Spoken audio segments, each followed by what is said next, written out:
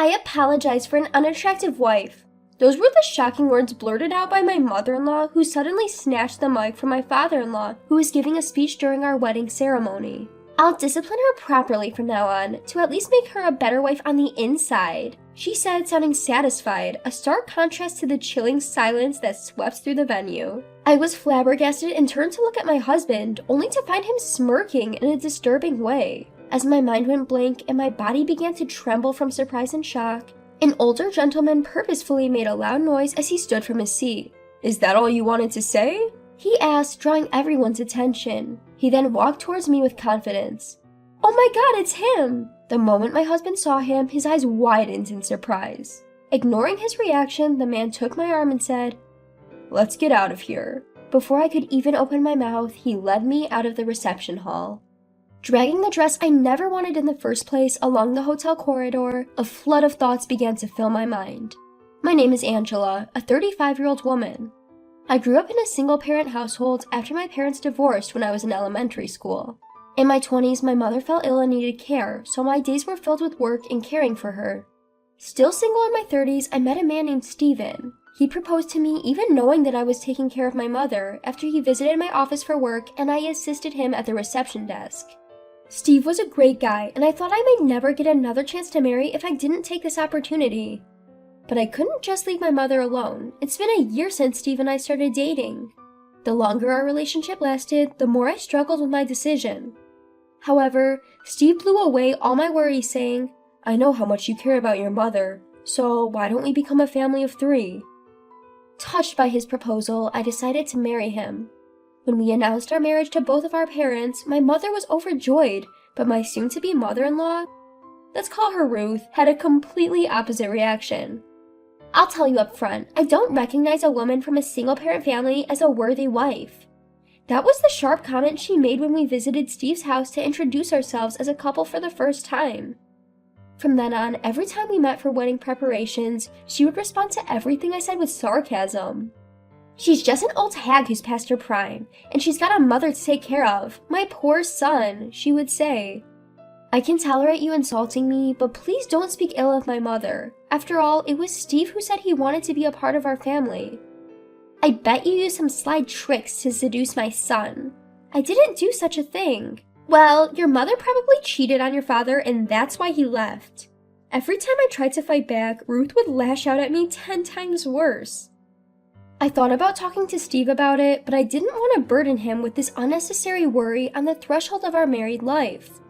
Emboldened, my mother-in-law started interfering in the wedding plans and even showed up on the day we were picking out the wedding dress with my husband. "I'll choose the best wedding dress for you," she announced. "Mom has a great sense of style. She'll definitely pick a good dress. You're happy about it, aren't you?" My husband chimed in. "I appreciate your intentions, but I want to choose a dress that I personally like," I responded. "But I came all this way for you. I'm so disappointed," my mother-in-law said, sounding wounded.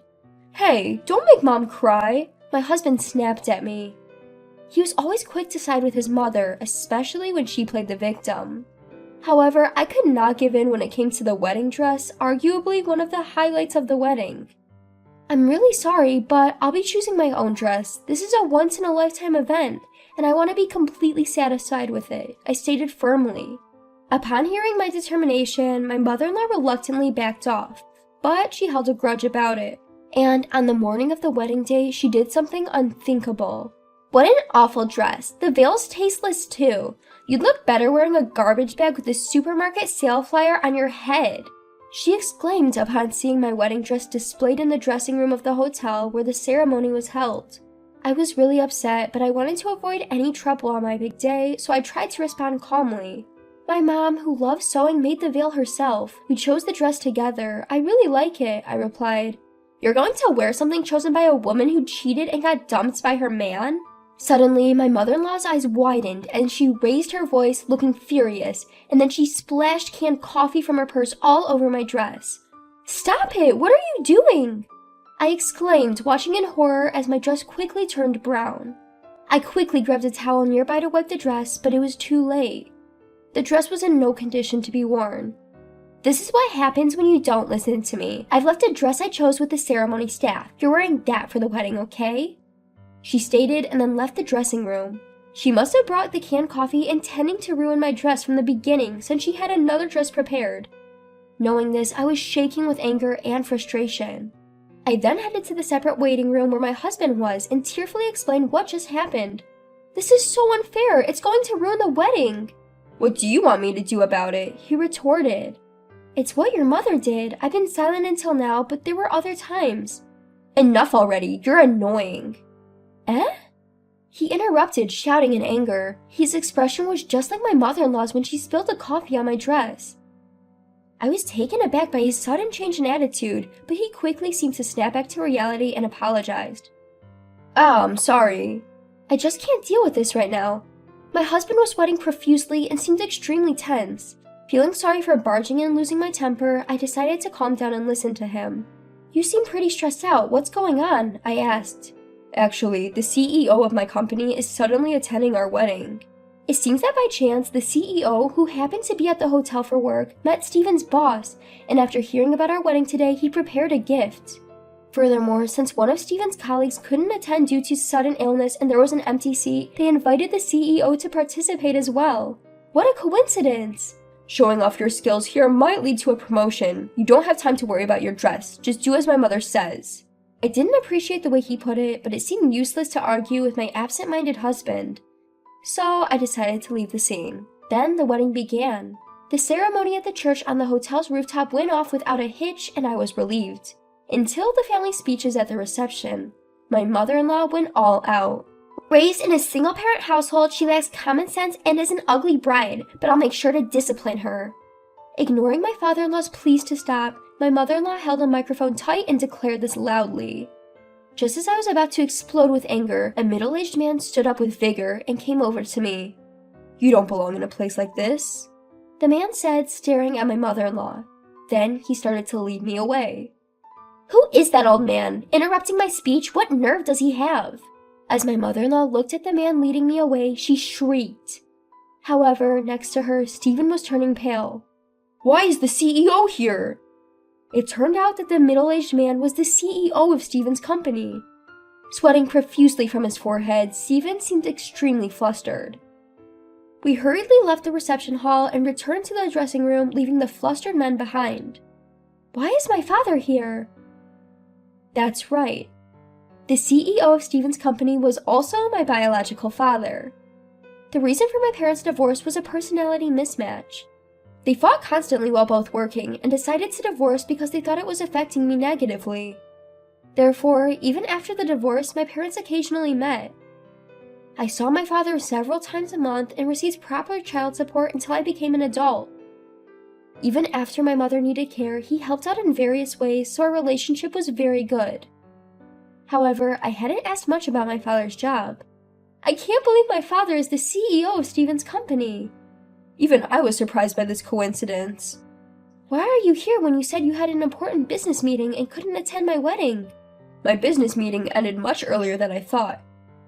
I decided to come here to give you the gift at least, then I met one of the employees at the entrance. It seems that my father was the boss Stephen was talking about.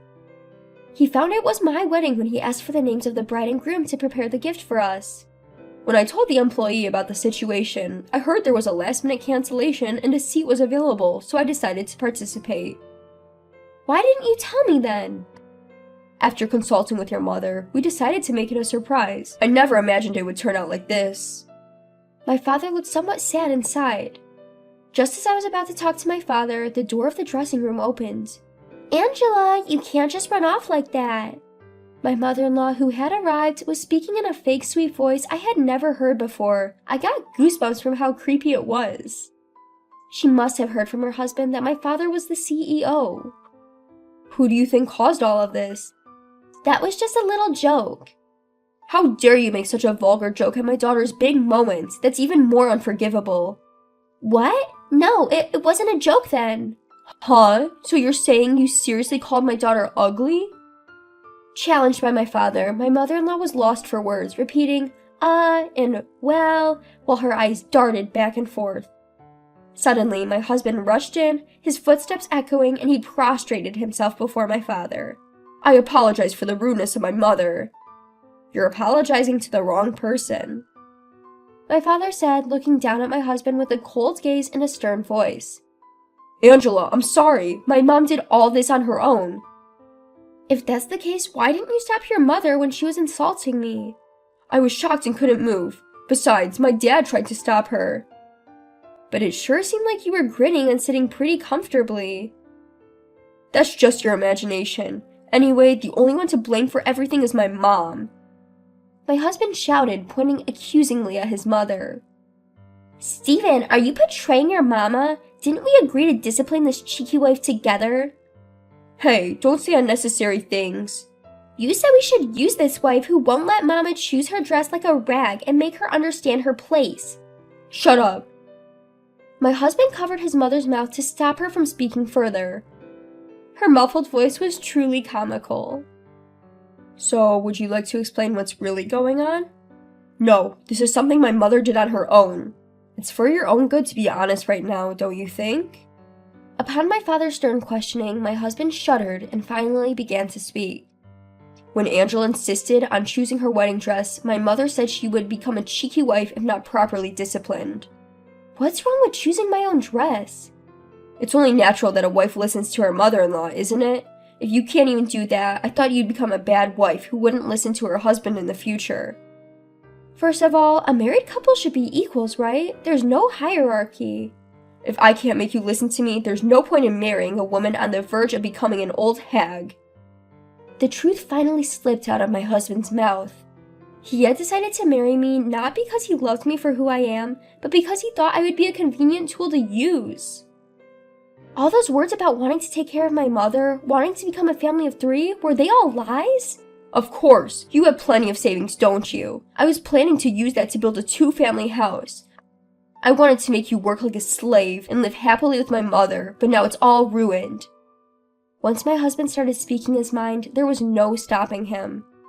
He was not only intent on making me submit, but was also willing to drain our savings. How selfish could a person be? Seeing my disgust, my husband seemed to realize he had misspoken, and his face took on a shocked expression. "Ah, no, that's not what I meant." "That's it, it's over. You don't need a wife who won't spend money or act as a servant, do you?" "Wait a minute, I just lost my temper and blurted out something I didn't mean." As if I could believe that. "I simply can't marry you." Sensing my resolve, my husband was visibly shaken, pacing around aimlessly. Then he seemed to remember something. "Our wedding is today. We can't possibly send the guests home now." "I will apologize to our guests and return their gifts. Since your mother is the cause of our canceled engagement, you will bear the cost of the wedding." "You're joking. Even if we were to break up, it's your fault for making a fuss about one little outburst from my mom." "As if it was just one time." "Huh?" "All the awful things you said to me, they're all right here." I pulled out my smartphone from my purse. On it, I had recorded countless unbearable words from my mother-in-law. Pressing the play button, words like poor, ugly, harsh woman came out in quick succession in her unpleasant voice. When did I record all this? Well, I'm not a fool, you know. I will be claiming damages for emotional distress. I was just trying to discipline my daughter-in-law. I didn't do anything wrong. If you can't pay willingly, I'll take you to court. Please say the same thing in front of the judge. What are you talking about? This isn't a joke. Realizing she'd be at a disadvantage in court, my mother-in-law went pale and slumped on the spot. I'll reconsider your position at the company as well. With the final nail in the coffin for my father, my husband finally broke down and fell to his knees. I'm sorry, Angela. Please forgive me. That's right, Angela. You're already married. You can't just divorce so easily. If we can overcome this wall, we'll make a great couple, right? My husband and my mother-in-law started pleading. I forcefully shook them off and glared at them. Silence, scum. Go to hell. With that, I left the dressing room. I then followed through with my declaration of canceling my engagement with Steven and filed a claim for emotional distress against my mother-in-law. The full cost of the wedding was paid by my ex-husband, and the issue was finally settled. After that, my ex-husband was ostracized at work when his colleagues found out about the wedding fiasco. Additionally, at my father's behest, he was relocated to a remote branch in Nebraska, effectively a demotion. My former mother-in-law was scorned by her relatives for tarnishing their reputation and divorced from my former father-in-law. She was promptly kicked out of the house. I am now focusing on my work and have no interest in getting married again. Over time, my parents have also regained their composure and we occasionally have family dinners. I am now living a very happy life.